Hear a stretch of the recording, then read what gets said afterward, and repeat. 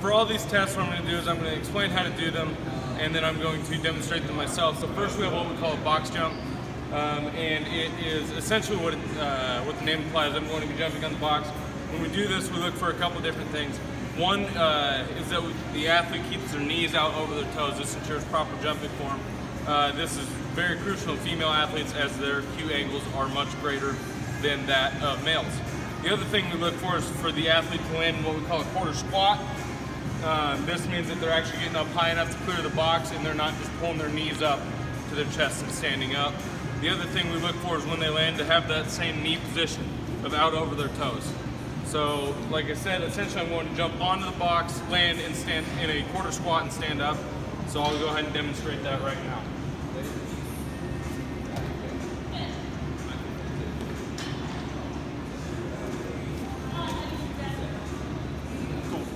So the second test we're going to be doing is a split jump test.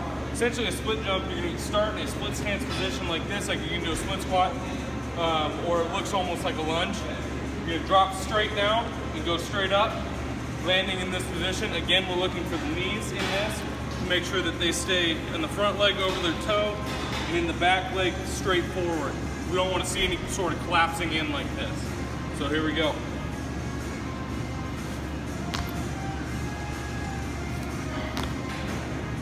For the other side.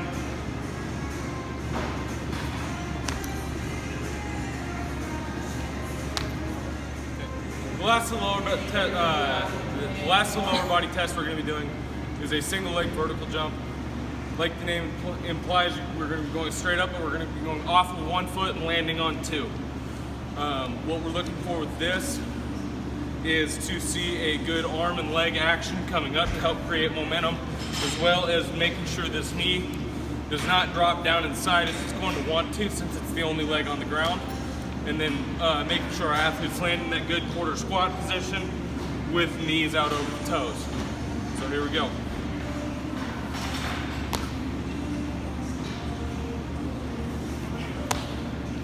And on the other side.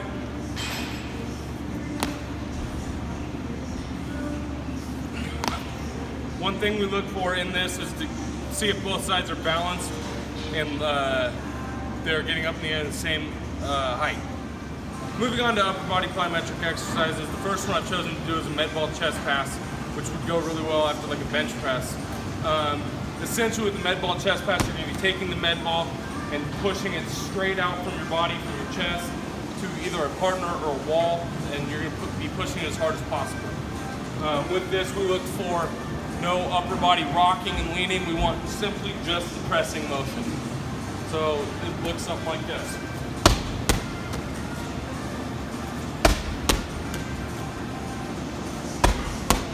If we were to do a max test on this, we would turn around and face the other way towards an open space, set a tape measure out, and have someone sit down the tape measure to mark where it lands. Next exercise we're going to be talking about is a scoop toss. Essentially a scoop toss is throwing a ball straight up in the air. To do this, we want to make sure our athlete has a flat set back. They're going to load their hips, bring the ball down here in one motion, all up, throw the ball up as high as we can. We're looking for more height than we are throwing it straight backwards. Essentially, we want the ball to land right behind them. The test would be judging on height rather than throwing it behind them. What's measured in this is both anterior delt strength as well as hip explosion and leg explosion. So it looks something like this.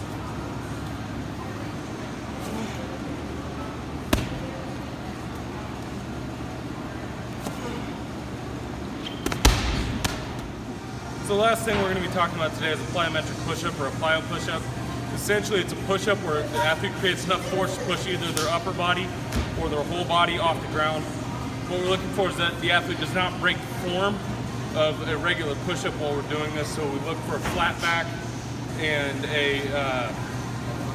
basically a bridge-like position in their whole entire body as they go down and as they come up, with that last little bit being full extension into pushing themselves off the ground.